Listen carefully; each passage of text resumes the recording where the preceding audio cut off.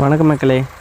நம்ம இந்த வீடியோவில் வந்து என்ன பார்க்க போகிறோம்னா, நம்ம தோட்டத்தில் வந்து புடலை சாகுபடி வந்து மானாவாரியாக பண்ணலான்னு இருக்கோம். அதாவது ஆடி மழை வந்து நம்மளுக்கு எதிர்பார்த்த அளவு கை கொடுக்கல, ஒரு மழை கூட நம்மளுக்கு வந்து பெய்யல.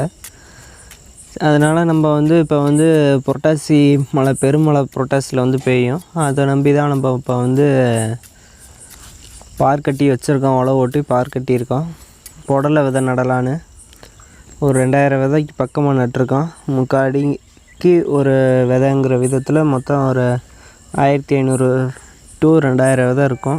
இந்த தடவை முழுசுமே நம்ம வந்து மழையை நம்பி தான் வந்து பயிர் பண்ணுறோம்.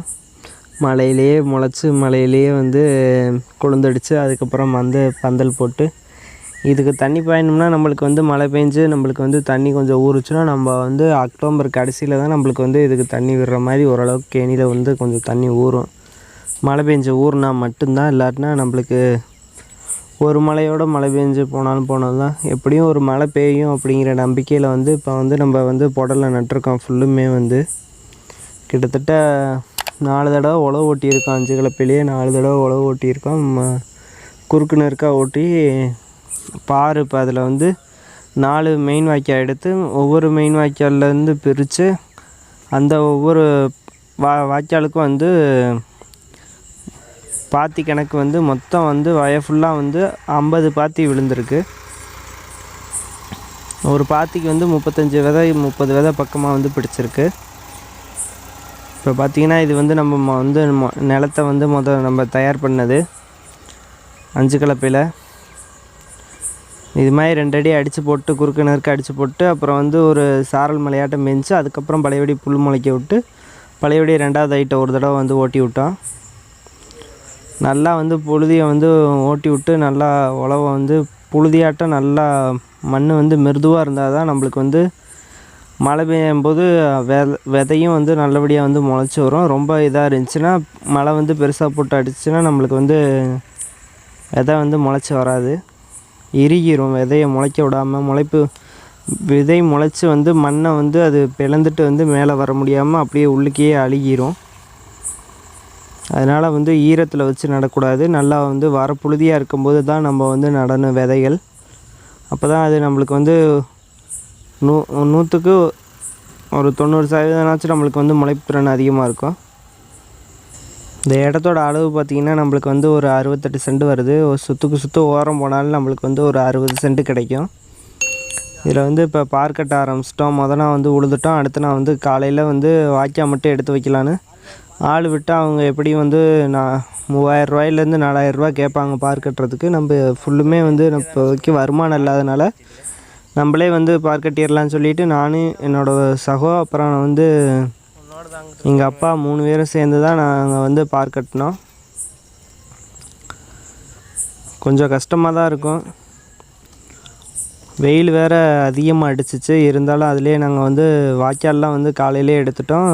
சாயங்காலத்தில் வந்து ஒரு துண்டு போட்டு வச்சுட்டு மறுநாள் வந்து எல்லா வேலையும் முடிச்சிடணும் அப்படின்னு வந்து பிளான் போட்டோம். நம்ம வந்து கணக்கு போட்ட மாதிரி ஒரு 2-3 நாளில் நம்மளுக்கு வந்து வேலை முடியும் அப்படின்னு சொல்லி நான் கணக்கு போட்டிருந்தேன். ஆனால் வந்து நாளே வந்து வாய்க்கால்லாம் எடுத்து வச்சிட்டனால அடுத்து நான் வந்து காலையில் வந்து 2 துண்டும், சாயங்காலம் வந்து 2 துண்டும் வந்து பாத்தி எடுத்து 2 நாள்லேயே வந்து வேலை முடிஞ்சிருச்சு.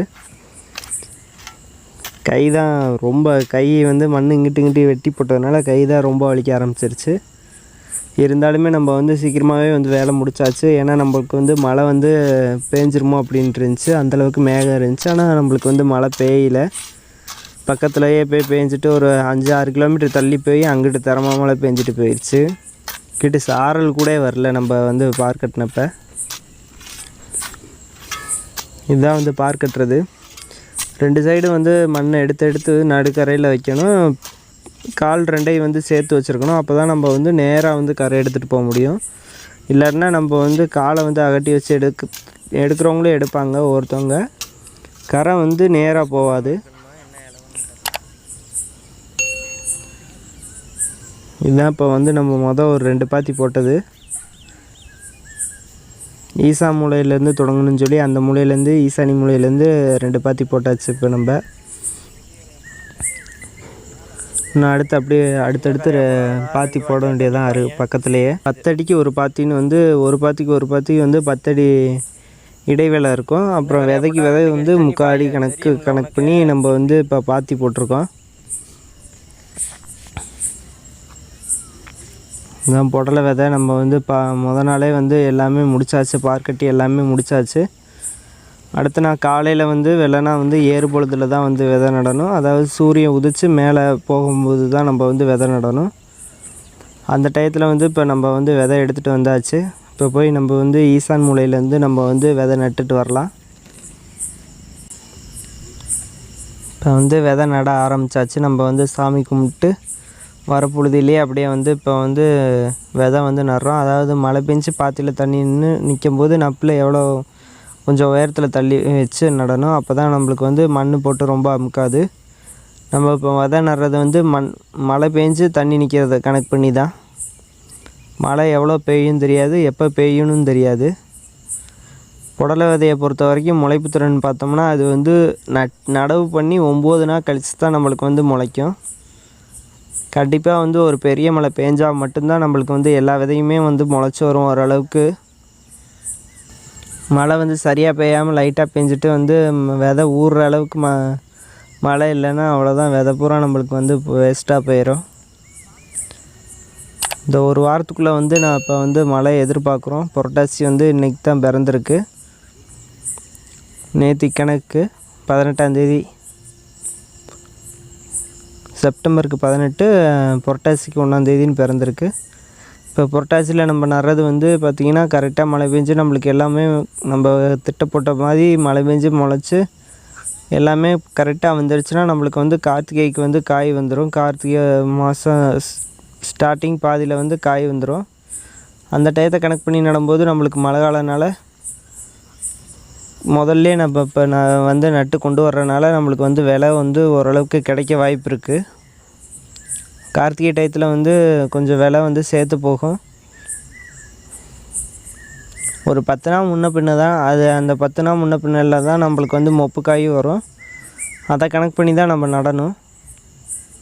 ஏன்னா அந்த 10 நாளில் அங்கிட்டு போயிட்டோம்னா நம்மளுக்கு வந்து விலை எப்போ வந்து குறையும் சொல்ல முடியாது. திடீர்னு பார்த்திங்கன்னா விலை வந்து குறைஞ்சிரும்.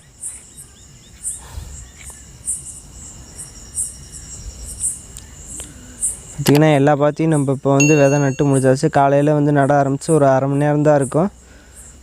கிட்டத்தட்ட வந்து 50 பாத்தி பூரா வந்து வடதக்கில் வந்து போட்டிருக்கோம். விதை வந்து கிழக்கு எல்லையில் வந்து நட்டிருக்கோம். கிழக்கு எல்லையில் ஏன் நட்டிருக்கோம்னா நம்மளுக்கு வந்து தென்மேற்கு பருவ காற்று முடிகிறதுக்கு இன்னும் 1 மாதம் ஆகும். விதை முளைச்சி வரக்கூடிய விதை குளுந்து வந்து பாத்திக்குள்ளே விழுவாமல் வெளிப்பக்கம் படுறதுக்காக வந்து நம்ம வந்து கிழக்கை கரையில் வந்து விதை நட்டிருக்கோம். விதை நடும்போது நம்ம காற்று மழை எல்லாத்தையும் கணக்கு பண்ணி தான் நடுறோம். ஃபுல் அண்ட் ஃபுல் வந்து போன தடவையும் இதேமாதிரி தான் நம்ம வந்து மழையை கணக்கு பண்ணி தான் நட்டிருந்தோம். கிட்டத்தட்ட 20 நாள் கழித்து தான் நம்மளுக்கு வந்து விதையெல்லாம் முளைச்சிச்சு. மழை வந்து லேட்டாக பேஞ்சு இந்த தடவை மழையை கணக்கு பண்ணி தான் நட்டிருக்கோம். பார்ப்போம் கடவுள் நம்மளுக்கு என்ன கொடுக்கணும்னு எழுதி வச்சுருக்காரோ அதுதான் நடக்கும்.